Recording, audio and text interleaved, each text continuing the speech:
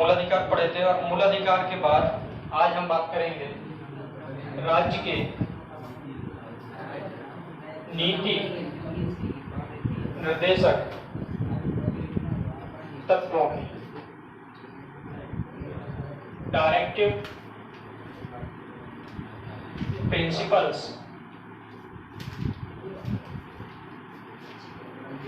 Of state policy, इनकी बात करेंगे। डायरेक्टिव प्रिंसिपल्स, राज्य के नीति निर्देशक तत्व। आप कल तक मूल अधिकार पढ़ चुके हैं। इसका मतलब ये है कि भाग 3 आपका खत्म हो गया है। भाग 3 में 12 से 35 तक अनुच्छेद दिए गए थे और मूल अधिकार हमारे कंप्लीट हो चुके हैं। आज हम भाग 4 की बात करेंगे। भाग 4 में राज्य के नीति निर्देशक तत्व दिए गए हैं। राज्य के नीति निर्देशक तत्व भाग 4 किसमें है? संविधान के भाग 4 में अनुच्छेद 36 से 51 तक ये दिए गए हैं। अनुच्छेद 36 से 51 तक ये दिए गए हैं।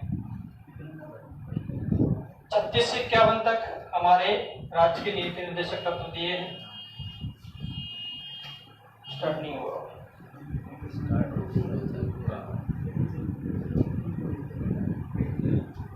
राज्य के नीति निर्देशक तत्व 36 से 51 दिए गए हैं। साथ में ये लिए कहां से गए हैं? ये आयरलैंड के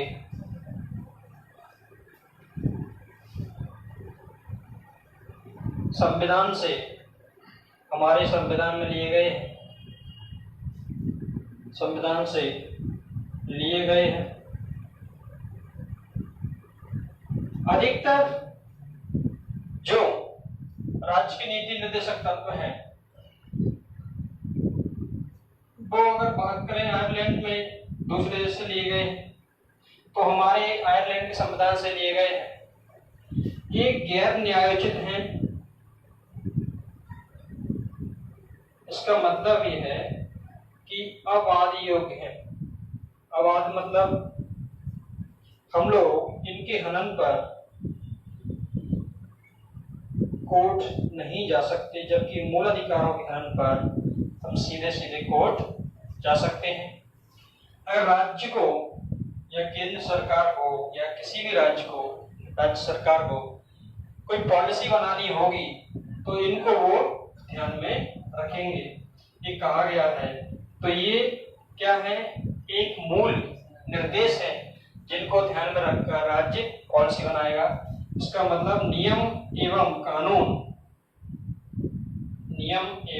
कानून बनाते समय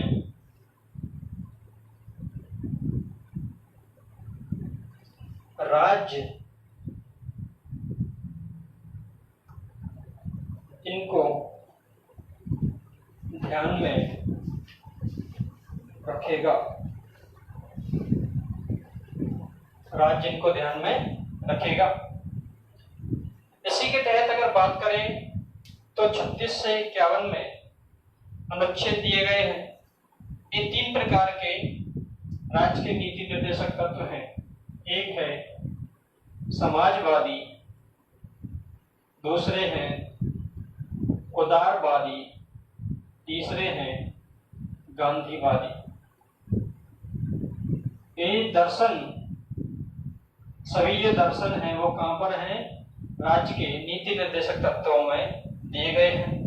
अगर इन दर्शनों की बात करें थोड़ी सी, तो हम बात करें समाजवादी का मतलब होता है सभी लोगों को समान रूप से जो हमारे स्रोत हैं या जो सुविधाएं हैं वो उपलब्ध हों, वो समाजवादी पॉलिसी रहती है।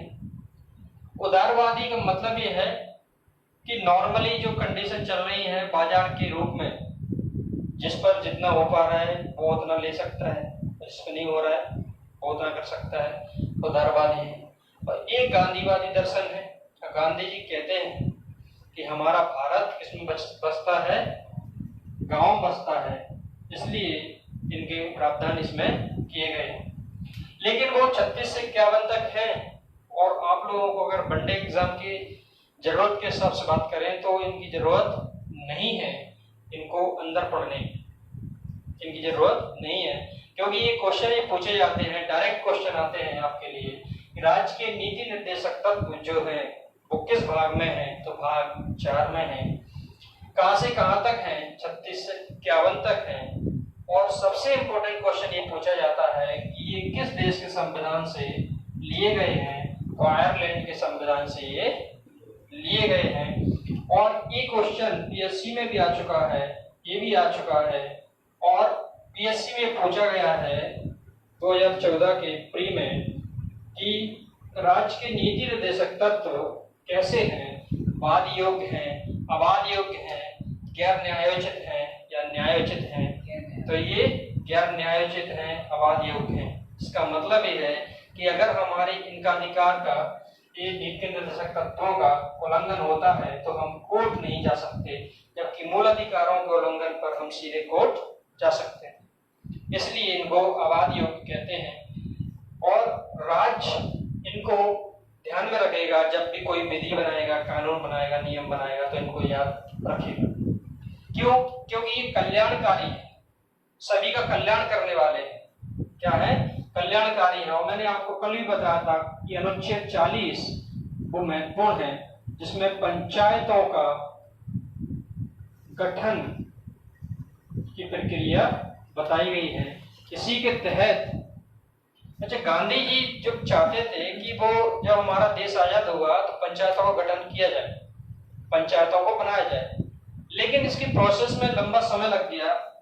1959 में भी कोशिश की गई, लेकिन वो सक्सेसफुल नहीं हुई। इसीलिए क्या किया गया, 73वां संविधान संशोधन 1992 और 74वां संविधान संशोधन 1992 किए गए। इसके माध्यम से पंचायतों को संवैधानिक रूप से दर्जा दिया गया।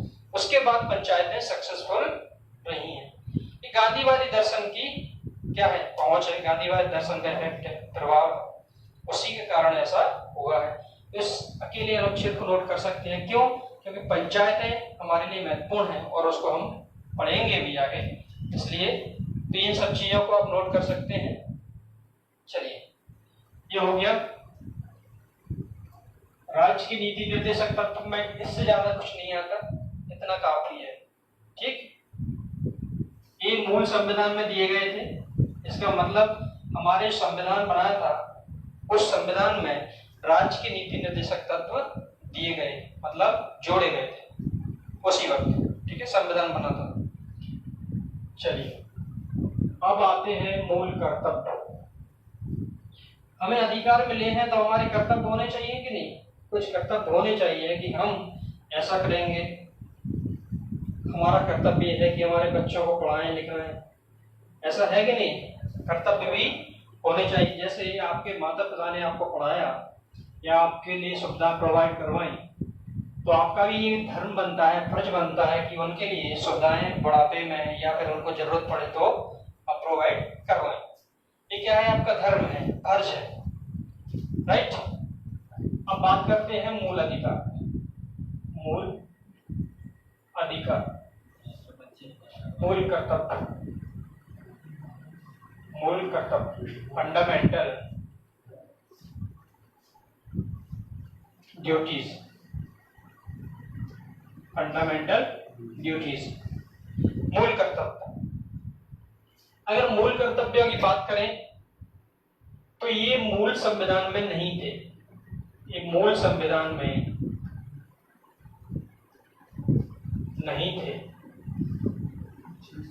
इसका मतलब अगर मूल संविधान में नहीं थे तो इनको बाद में जोड़ा गया होगा, हाँ या ना? ये बाद में जोड़े गए होंगे। तो 1975 में राष्ट्रीय आपातकाल चल रहा था।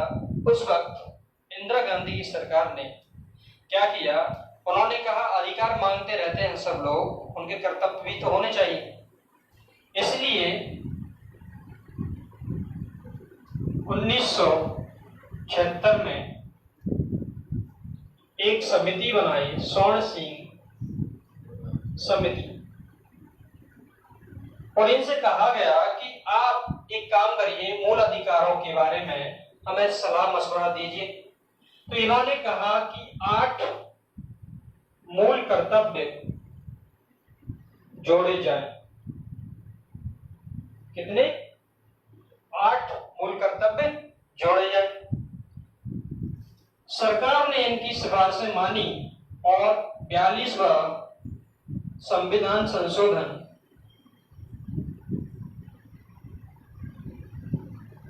1976 किया के द्वारा 10 मूल कर्तव्यों को जोड़ा। कितने? 10 मूल कर्तव्यों को जोड़ा। इन्होंने कितने कहा था? इन्होंने कांग्रेस सरकार ने यह भी कहा कि जो संविधान निर्माता नहीं कर पाए वो अब किया जा रहा है।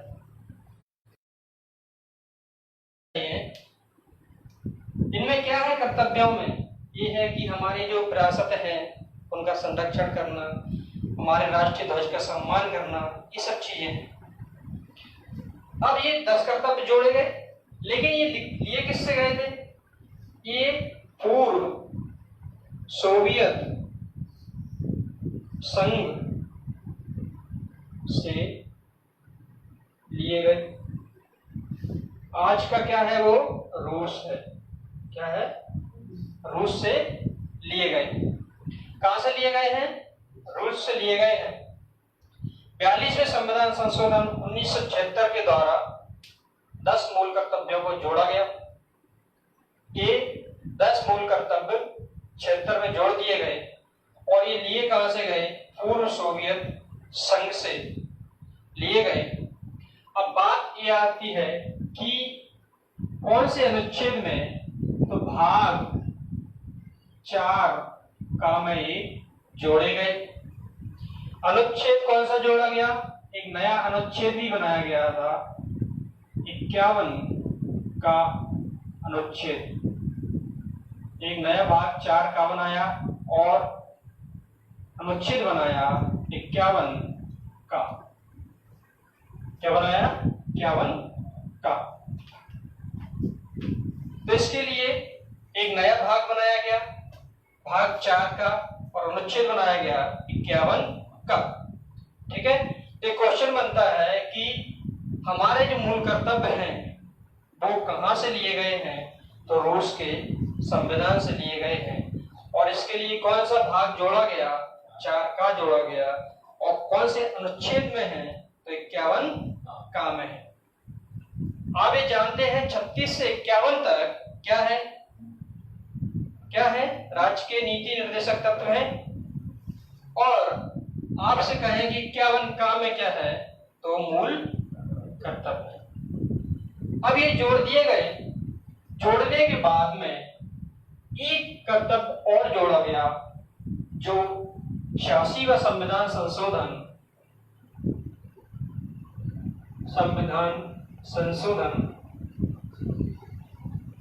2002 द्वारा 11वां मूल कर्तव्य जोड़ा गया।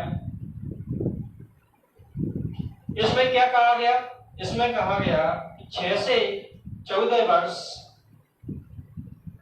तक के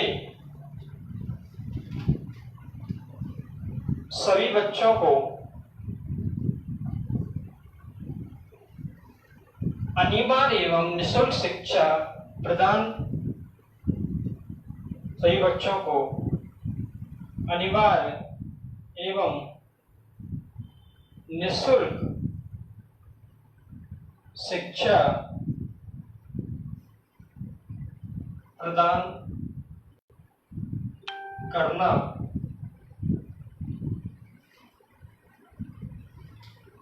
माता पिता का कर्तव्य होगा।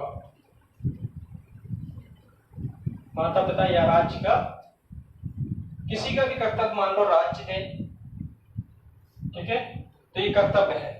तो 6 से 14 साल के जो बच्चे हैं उनको अनिवार्य एवं निःशुल्क शिक्षा दी जाएगी। 11वां मूल कर्तव्य जोड़ा गया। इस प्रकार मूल कर्तव्यों की संख्या कितनी है? 11 है। एक क्वेश्चन बनता है कि हमारे मूल संविधान में मूल कर्तव्य थे क्या? नहीं थे। ये कब जोड़े गए? 1976 में जोड़े गए। कौन सा संविधान संशोधन किया गया? 42वां संविधान संशोधन किया गया। इसमें 42 में कितने कर्तव्यों को जोड़ा गया? तो 10 को जोड़ा गया था। इसके लिए समिति कौन सी बनाई गई थी? स्वर्ण सिंह समिति बनाई थी। उसकी सिफारिश के आधार पर 10 मूल कर्तव्यों को जोड़ा गया। लेकिन 11वां मूल कर्तव्य कब जोड़ा गया? वो 86वें संविधान संशोधन 2002 द्वारा जोड़ा गया। इस प्रकार हमारे जो कर्तव्यों की संख्या है वो कितनी है? वर्तमान में 11 है। एक क्वेश्चन भी कई बार पूछे जा चुके हैं। अगर आप यूपीपीएससी का एग्जाम दें, यूपीपीएससी का मतलब यूपी उत्तर प्रदेश पीएससी, जो कलेक्टर वगैरह बनते हैं, डिप्टी कलेक्टर, डीएसपी, जैसे हमारे यहाँ पीएससी होता है, उसी तरह यूपीपीएससी में अगर आप एग्जाम दें तो इनमें से या पूरे इसमें से एक क्वेश्चन जरूर मिलता है पॉलिटिकल। एमपीपीएससी में कभी कभी आते हैं, मूल अधिकारों से एक आता है एमपीपीएससी में, ठीक है।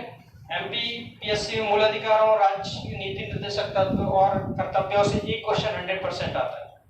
पीएससी में 1 से 2 क्वेश्चन आते हैं, लेकिन यूपीपीएससी में कर्तव्य से एक पक्का पूछता है, आता ही है लगभग।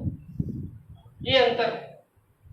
चलिए, तो हमारे मूल कर्तव्य जो है फंडामेंटल ड्यूटीज, वो क्या है? कहां से लिए गए हैं? रूस के संविधान से लिए गए हैं। इसके लिए कौन सा भाग जोड़ा गया? 4 का जोड़ा गया। अनुच्छेद कौन सा जोड़ा गया? 51 का जोड़ा गया। कौन सा?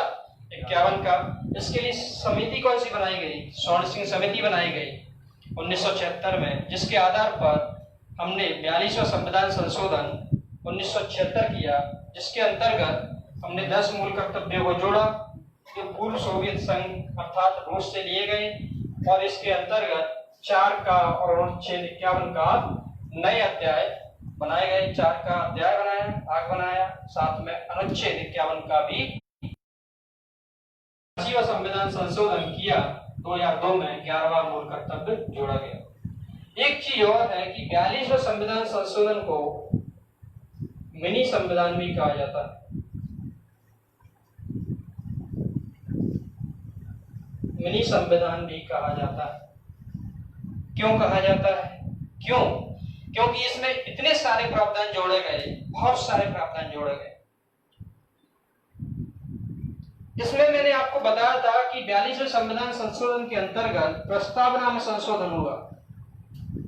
याद है आप लोगों को? मैंने बताया था प्रस्तावना में 3 शब्दों को जोड़ा गया था, जिसमें समाजवादी, पंथ निरपेक्ष या धर्मनिरपेक्ष एवं अखंडता शब्दों को जोड़ा गया। ये तीनों शब्द कब जोड़े गए थे? 42वें संविधान संशोधन में जोड़े गए थे, और इसमें बहुत सारे संशोधन जोड़े गए। इसलिए क्या है, ये मिनी संविधान कहा जाता है, मिनी कॉन्स्टिट्यूशन कहा जाता है, छोटा संविधान। ठीक है, समझ आ रहा है? क्योंकि इसमें बहुत सारे प्रावधान जोड़े गए, बहुत बड़ा संविधान संशोधन था। ये क्वेश्चन भी कई बार, हजारों बार पूछा जा चुका है कि मिनी संविधान किसे कहा जाता है, मिनी कॉन्स्टिट्यूशन किसे कहा जाता है? तो 42वां संविधान संशोधन। ठीक है, ये समझ आ गया आप लोगों को? तो मूल कर्तव्य आपको समझ में आ गए, लगभग सभी कंप्लीट है, कोई दिक्कत तो नहीं है इसमें? चलिए, मैं मिटा रहा हूं इसको, आगे देखिए।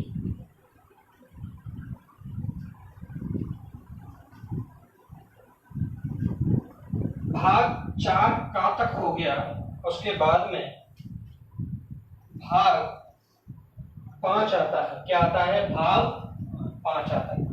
अगर आप बात करें भाग 4 का तक की बात करें तो एक नजर में देखें, पहले में राज्य और उसके संघ शासित प्रदेश, भारत और उसके संघ शासित प्रदेश, राज्य, उनकी सीमा दी गई है 1 से 4 तक में। दूसरे भाग में नागरिकता है जो 5 से 11 तक है। तीसरे भाग में मूल अधिकार दिए गए हैं जो 12 से 35 तक है। चौथे भाग में राज्य के नीति निर्देशक तत्व दिए गए हैं जो 36 से 51 तक है। और चौथे 4 का भाग में जो दिए गए हैं वो क्या है, मूल कर्तव्य हैं जो 51 दिए गए हैं। राइट, अब आते हैं भाग 5 पर। तो भाग 5 ये जो है अनुच्छेद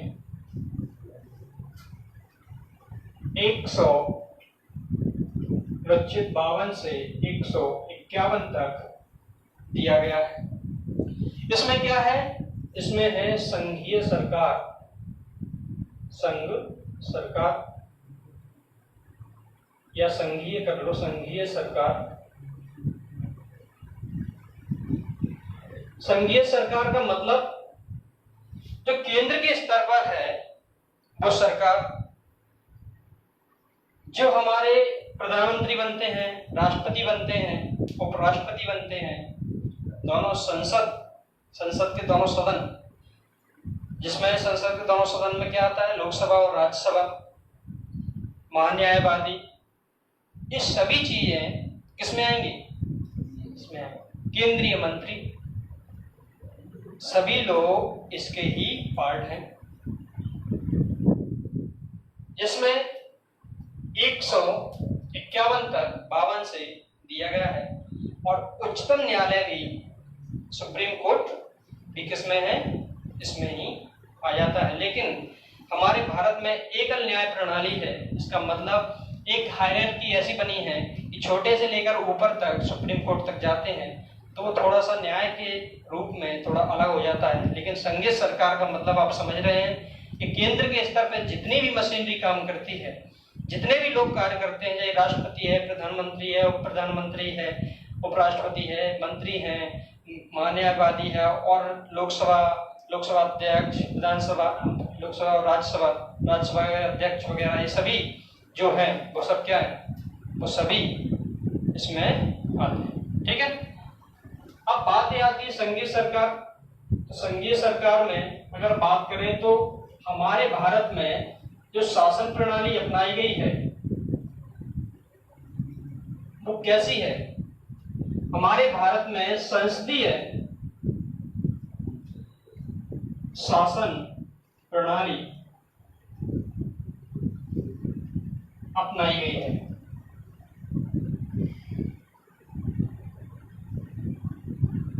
संसदीय शासन प्रणाली अपनाई गई है। अच्छा, संसदीय शासन प्रणाली ली कहां से की गई है, इसको हमने लिया है ब्रिटेन के संविधान से लिया है।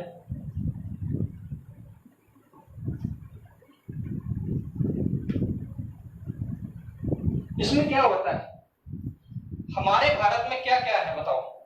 हमारे भारत में 2 सदन है हमारे संसद में, कौन कौन से, उच्च सदन और निम्न सदन। उच्च सदन किसे कहा जाता है, राज्यसभा को, निम्न सदन लोकसभा को। लेकिन संसद का एक अभिन्न अंग भी है।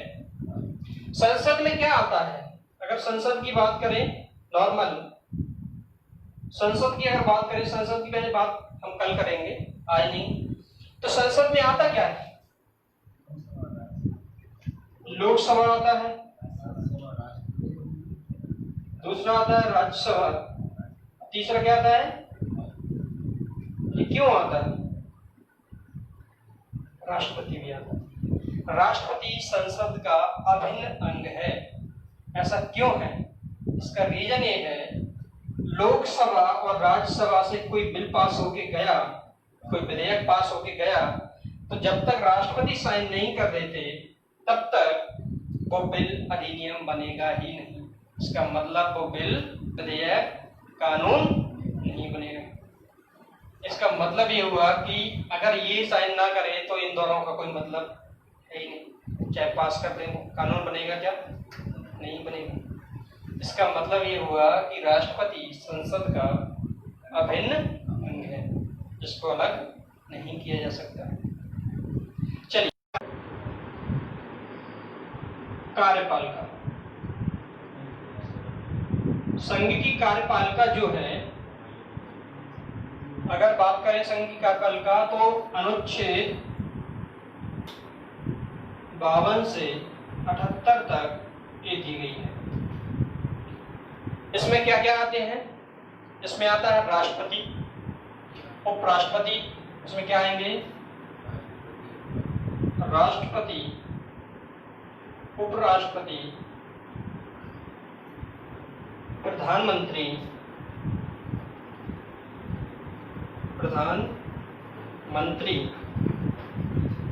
अन्य मंत्री, महान्यायवादी, ये सभी किसमें आएंगे? इसमें आएंगे, संघ की कार्यपालिका में। ठीक है, संघ की कार्यपालिका में क्या आएंगे? ये सभी लोग आते हैं। अब इसकी हम आज बात करेंगे। सबसे पहले क्या है? राष्ट्रपति की बात करेंगे। राष्ट्रपति हमारे राज्य का, हमारे देश का मुखिया होता है। क्या होता है? देश का मुखिया होता है। इसका मतलब ये होगा कि हमारे देश में जितने भी कार्य होते हैं, चाहे कोई भी कर रहा हो, वो सभी किसके नाम पर किए जाते हैं? वो राष्ट्रपति के नाम पर किए जाते हैं। इसका मतलब ये नहीं कि मैंने किसी को गोली मार दी राष्ट्रपति के नाम पर, ऐसा नहीं होता। इसका मतलब ये है कि अगर हमारे जो अधिकारी हैं विदेश में जाके कोई साइन कर रहे हैं, प्रधानमंत्री किसी पर साइन कर रहा है, या फिर कोई भी मंत्री कुछ कार्य कर रहे हैं, तो वो किसके नाम पर किए जाते हैं? राष्ट्रपति के नाम पर है। इसका मतलब हमारा नाम मात्र का मुखिया कौन है?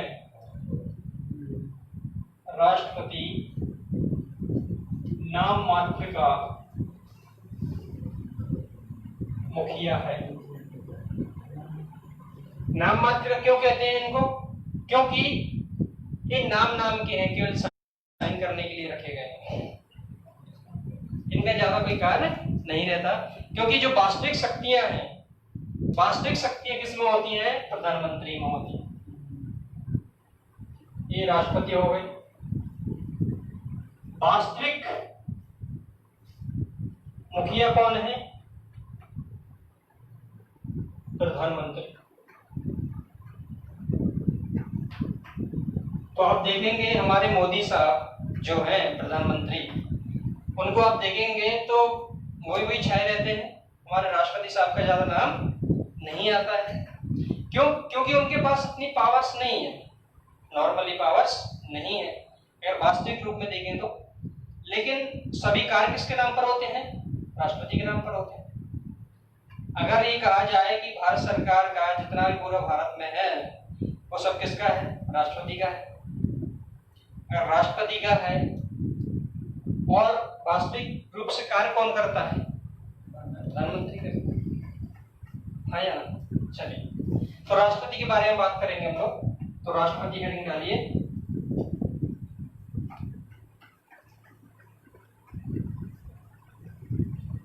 चलिए, राष्ट्रपति की बात करें तो राष्ट्रपति का जो जिक्र है वो 52 अनुच्छेद में दिया गया है। कहा गया है कि भारत का एक प्रमुख होगा जिसे राष्ट्रपति के नाम से जाना जाएगा, या राष्ट्रपति भारत का प्रमुख होगा। पहली बात यह है। दूसरी, अगर हम बात करें तो इनकी अर्हताएं कैसी हैं? अगर राष्ट्रपति किसी को बनना हो तो कैसे बन सकते हैं? उसके लिए पहला तो यह है कि भारत का क्या होना चाहिए? भारत का नागरिक होना चाहिए। उम्र कितनी होनी चाहिए? 35। उम्र 35 वर्ष पूर्ण की गई हो, पूर्ण हो। इसका मतलब 35 वर्ष से कम व्यक्ति नहीं बनेगा।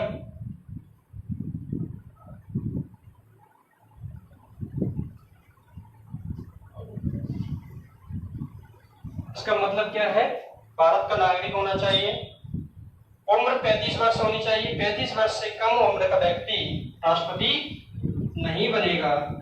तीसरा यह है लाभ के पद पर ना हो। चौथा बहुत महत्वपूर्ण जो पॉइंट है वो है यह है लोकसभा का सदस्य बनने के योग्य हो। इसका मतलब ये नहीं है कि लोकसभा का सदस्य हो, लोकसभा का सदस्य बनने के योग्य हो। किसका? लोकसभा का, राज्यसभा का नहीं, लोकसभा का सदस्य बनने के योग्य हो। अगर वो व्यक्ति ऐसे चारों की चारों कंडीशन पूरी करता है तो क्या करेगा, 50 लोगों को, 50 लोग प्रस्तावक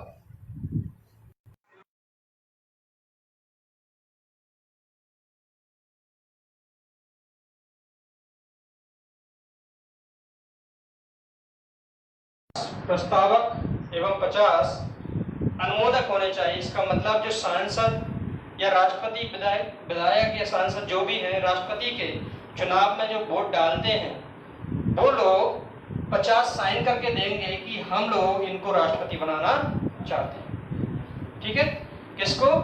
जिस व्यक्ति को राष्ट्रपति बनाना चाहते हैं, ये हमारे साइन है, हम इनको ही वोट डालेंगे। ऐसा अनुमोदक एवं प्रस्तावक होने चाहिए। साथ ही राष्ट्रपति 15,000 रुपये RBI, reserve bank of India में जमा करेंगे। जो लोग चुनाव लड़ रहे हैं वो RBI में 15,000 रुपये जमा करेंगे। अगर 1/6 वोट प्राप्त नहीं होते हैं तो जमानत जब्त हो जाएगी। इसका मतलब क्या है, जिस व्यक्ति ने 15,000 रुपये जमा किए हैं, जो चुनाव लड़ रहा है वो 15,000 रुपये जमा करेगा RBI में। अगर उनको 1/6 वोट नहीं मिलते हैं, पूरे कुल वोटों का जितने वोट हैं उसके 1/6 वोट नहीं मिलते, तो उसके 15,000 रुपये RBI में ही जमा रह जाएंगे, मतलब जब्त हो जाएंगे, वो वापस नहीं मिलेंगे। ठीक है, समझ आ गया? तो ये क्या है? अर्हताएं। क्या है? अर्हताएं। राष्ट्रपति बनने के लिए आपको क्या क्या चाहिए? पहले अगर आप लोग राष्ट्रपति बनने की सोच रहे हैं, क्या क्या होना चाहिए? भारत का नागरिक वो है आप लोग, लेकिन ये अभी आप लोग सभी क्या करेंगे? पूरी करनी है। इसका मतलब है अभी आप लोगों को शादी हो जाएगी उसके बाद ही कर पाएंगे। तीसरा, यह लाभ के पद पर ना हो। इसका मतलब यह है कि कोई सरकारी नौकरी वगैरह इसमें नहीं होना चाहिए। लोकसभा का सदस्य बनने के योग्य हो, मतलब आप बन ही सकते हैं, कोई दिक्कत नहीं है, मतलब क्राइम या फिर सजा नहीं होगा आपको। तो 50 लोग प्रस्तावक एवं 50 लोग अनुमोदक होने चाहिए और 15,000 रुपये RBI में जमानत के रूप में ये जमा करते हैं। और साथ में अगर 1/6 वोट नहीं प्राप्त करते हैं तो इनकी जमानत जब्त हो जाएगी। तो इनकी जमानत जब्त हो जाएगी। चलिए, ठीक है। तो राष्ट्रपति की अर्हता है। ये क्वेश्चन कई बार पूछे जा चुके हैं कि राष्ट्रपति बनने के लिए कितनी उम्र होनी चाहिए, तो कितनी। ये क्वेश्चन डायरेक्ट पूछे जाते हैं, डायरेक्ट क्वेश्चन आते हैं आपको, राष्ट्रपति बनने के लिए कितनी उम्र होनी चाहिए? 35 वर्ष। कितनी? IAS का क्वेश्चन है, IAS UPSC 2015, UPSC 2015 में पूछा गया है कि राष्ट्रपति बनने के लिए किसका सदस्य होना जरूरी है? लोकसभा का, राज्यसभा का, विधानसभा, मतलब बनने योग्य होना चाहिए। होना जरूरी नहीं है, मतलब उसका सदस्य ऐसा नहीं, बनने योग्य होना चाहिए व्यक्ति तो लोकसभा का। UPSC में पूछा गया, IAS में। जिसमें कलेक्टर का चयन होता है, कलेक्टर बनते हैं जिस परीक्षा से। अच्छा, हमारे भारत में अगर डायरेक्ट भर्ती की बात करें तो सबसे बड़ी जो पोस्ट है डायरेक्ट भर्ती में वो है IAS, Indian administrative service, right. IPS और IFS तीन चीजें हैं, तीन है, फॉरेस्ट सर्विस और इंडियन पुलिस सर्विस और इंडियन एडमिनिस्ट्रेटिव सर्विस, तीन है। और ये UPSC इनकी परीक्षा लेता है और डायरेक्ट आपको चुनता है, आप चुने जाते हो। इसके 3 चरण होते हैं, आप लोगों को पता ही होगा। एक नॉर्मल प्री होता है जिसमें 2 पेपर होते हैं, उसके बाद में मेंस होता है। प्री क्या होता है? ऑब्जेक्टिव होता है। मेंस क्या है? रिटन होता है, क्वेश्चन आएंगे, आपको आंसर लिखने हैं। उसमें 9 पेपर होते हैं, जिनमें से 2 पेपर होते हैं कौन कौन से? एक होता है हिंदी का, एक इंग्लिश का, एक क्वालिफाइंग होते हैं। और 7 पेपरों के आधार पर आपकी मेरिट लिस्ट बनती है। उसके बाद इंटरव्यू होता है 275 नंबर का, और 275 साथ में जो मेंस के नंबर हैं दोनों ही जुड़कर आपके एक मेरिट बनती है, जिसके आधार पर IAS, IPS, IFS और जितने भी चीज़ें हैं वो आपको पोस्ट मिलती है। कैटेगरी वाइज आपने क्या भरा है। तो IAS तो आप जानते हैं क्या होता है, कलेक्टर, और कलेक्टर की क्या पावर्स है ये भी आप जानते हैं, राइट। हाँ, थोड़ा सा नॉलेज होना जरूरी है क्योंकि हम लोग भी भारत में रहते हैं, और चूंकि अगर आप लोगों से बात करूँ मैं तो हमारा जो क्षेत्र है शिवपुरी, वो नॉलेज के मामले में बहुत पीछे है, अभी भी बहुत पीछे है, क्योंकि हम लोगों को पता ही नहीं होता हमें करना क्या है। पहली बात तो ये, दूसरी चीज़ हमें ये नहीं पता होता कौन से डायरेक्शन में जा सकते हैं, तीसरी चीज़ ये नहीं पता होता किस चीज़ की तैयारी करें। हम लोग केवल ये सोचते हैं कि केवल व्यापम आएगा, कोई आएगा उसको फॉर्म डाल दिया, वो उसकी तैयारी करने लगे। अगर आप एक ही डायरेक्शन में कार्य करें, जैसे यहाँ आप खड़े हैं, अगर बात करें यहाँ पर आपका टारगेट है 5 किलोमीटर, कहाँ पर 5 किलोमीटर, कहाँ पर है 5 किलोमीटर। आप क्या करते हैं, ये डायरेक्शन और भी है, यहाँ आप 4 किलोमीटर पहुँच गए, यहाँ 3 किलोमीटर पहुँच गए, इधर भी 3 किलोमीटर घूमे आए और इधर भी 4 किलोमीटर घूमे आए। आपने क्या किया, चारों दिशाओं में अलग अलग किलोमीटर चल दिए, 4 ये चल दिए, 4 ये चल दिए, 3 3 8 और 6 14 किलोमीटर चल गए, लेकिन आपको टारगेट नहीं मिला। अगर आप एक ही दिशा में 5 किलोमीटर चल जाते तो आपको टारगेट मिल जाता कि नहीं मिल जाता। आपके साथ क्या होता है, हम लोग करते हैं बेटा कि हम लोग इधर भटक जाते हैं, इधर भटक जाते हैं, इधर भटक जाते हैं, हम एक टारगेट नहीं बनाते। अगर आपको कोई भी परीक्षा देनी है तो उसका टारगेट बनाइए, माइंडसेट यही बनाइए कि मुझे ये करना है, उसके बाद देखूंगा जो भी करना है, वो आज आए या कल आए या 1 साल बाद आए, 2 साल बाद आए वैकेंसी, लेकिन उसको करना है। अगर आप एक टारगेट सेट कर लेते हैं तो कोई भी दुनिया में ऐसा व्यक्ति नहीं है या कोई भी परिस्थिति नहीं है जो आपको रोक जाए। सिर्फ क्या करना है, आपको यह टारगेट सेट करना। परेशानी क्या होती है, मैंने आपको बताया, चारों तरफ घूम जाते हो आप और टारगेट तक एक ही दिशा में नहीं चलते। ये सभी चीजें बहुत महत्वपूर्ण होती है। इसलिए आप लोग जिसकी भी तैयारी कर रहे हैं, जो भी बनना है आपको डिसाइड कर लीजिए और डिसाइड करके सीधा उसी फोकस करिए। कैसे करना है, जो प्रीवियस ईयर के पेपर हैं क्या आता है उसी को खंगालिए। मैं ये नहीं कहता पेपर नहीं दो, फॉर्म डालो, सबका डालो, कोई दिक्कत नहीं है। क्यों डालो, क्योंकि उससे एक्सपीरियंस बढ़ता है, लेकिन स्पेशल तैयारी मत करो।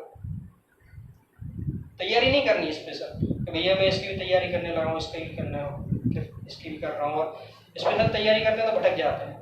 फॉर्म डालो, सब में डालो। क्यों डालो, उसका रीजन ये है, फॉर्म डालेंगे, पेपर देने जाएंगे, पेपर में जो प्रेशर रहता है, जो दबाव रहता है, उसको झेलने की सहन शक्ति आएगी। जो गलतियां होती हैं छोटी छोटी, वो गलतियां सुधरेंगी, और साथ में टाइम मैनेजमेंट करना सीख जाओगे। जब ये 3 चीजें हो जाएंगी, साथ में चौथी चीज ये भी होती है कि बहुत सारे क्वेश्चंस रिपीट होते हैं जो हमें याद हो जाते हैं।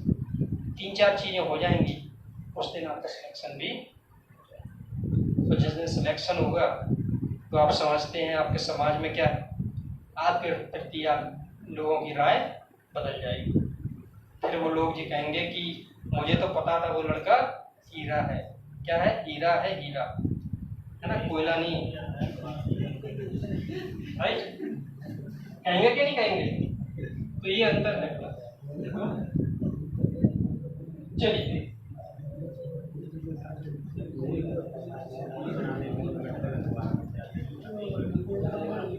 आगे देखिए, ये अरेता हो गई, इसका मतलब 35 वर्ष उम्र होनी चाहिए। अगर आपसे कोई पूछता है कि राष्ट्रपति के लिए कितनी उम्र होनी चाहिए? 35 वर्ष। किसका सदस्य बनने की योग्य हो? वो लोकसभा का। अगर हम इसके चुनाव की बात करें, चुनाव, तो चुनाव की जो प्रणाली है वो आनुपातिक प्रतिनिधित्व प्रणाली के द्वारा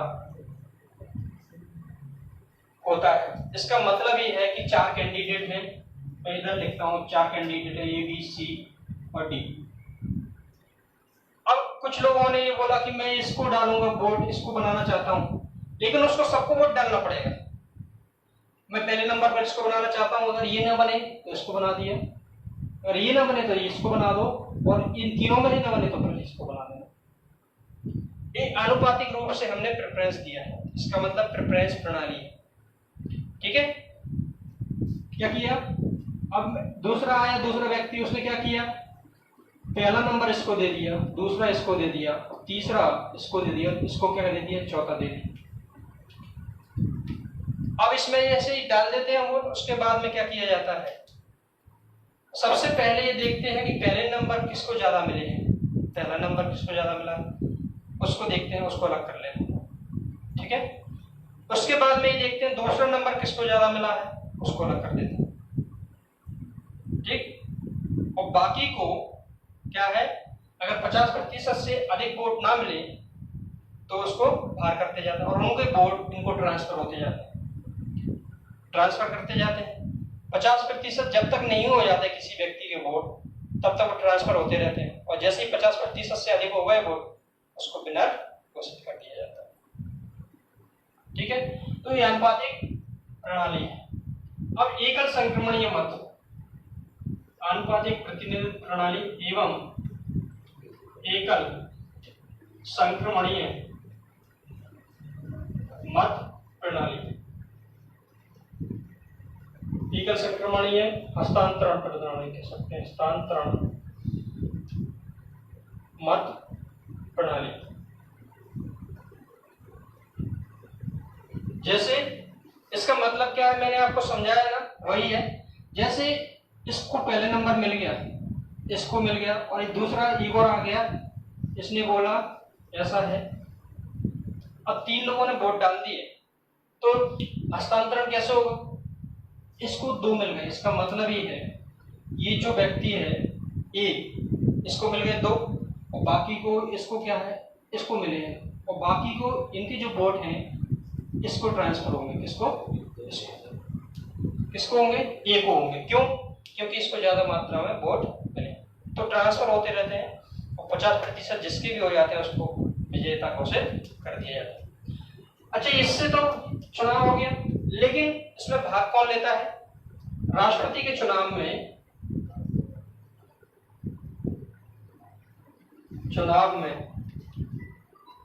भाग लेने वाले सदस्य, भाग लेने वाले सदस्य कौन कौन है? ये देखिए, पहला तो है संसद के दोनों सदनों के सभी सदस्य के निर्वाचित सदस्य,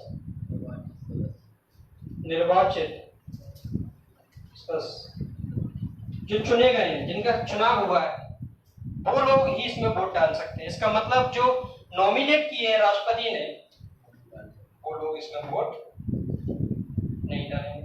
ठीक है? इसमें कौन वोट डालेगा? निर्वाचित डालेंगे, मतलब जो चुने गए। नॉमिनेट वाले वोट नहीं डाल सकते। साथ में संसद के 2 सदन हैं, लोकसभा और राज्यसभा। तो लोकसभा और राज्यसभा के जो निर्वाचित सदस्य हैं वो लोग इसमें वोट डाल सकते हैं। साथ में विधानसभाओं के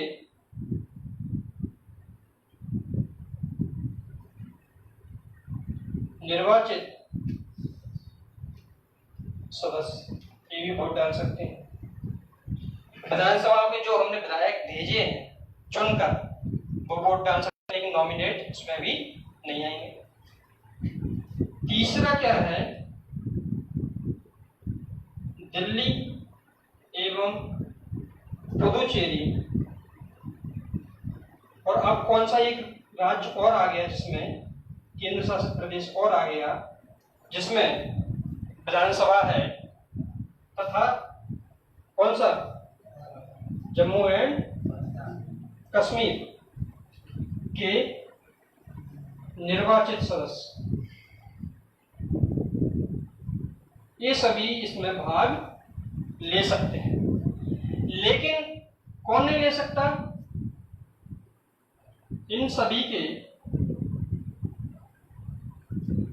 मनोनीत सदस्य भाग नहीं दे सकते।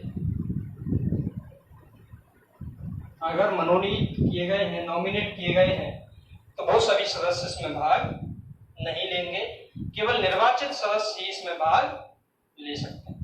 ठीक है, कौन लेगा, निर्वाचित सदस्य ही भाग ले सकते हैं, बाकी के इसमें भाग नहीं लेंगे। समझ आया कुछ? तो हमारे राष्ट्रपति के चुनाव में जो सदस्य भाग लेते हैं, संसद के दोनों सदनों के निर्वाचित सदस्य, विधानसभाओं के निर्वाचित सदस्य, और केंद्र शासित प्रदेशों में जिसमें विधानसभाएं हैं, दिल्ली, पुदुचेरी, जम्मू एंड कश्मीर, इनके सभी के निर्वाचित सदस्य इसमें भाग ले सकते हैं। अन्य जो मनोनीत सदस्य हैं वो सभी इसमें भाग, साथ में विधान परिषद के सदस्य भी इसमें भाग नहीं लेते। ठीक है, समझ आया कुछ? तो ये हमारे राष्ट्रपति के चुनाव की प्रणाली है। चुनाव इसमें कैसे होता है और इसमें भाग लेता है। साथ में ये 5 साल तक बने रहते हैं, लेकिन 5 साल से पहले भी इनको हटाया जा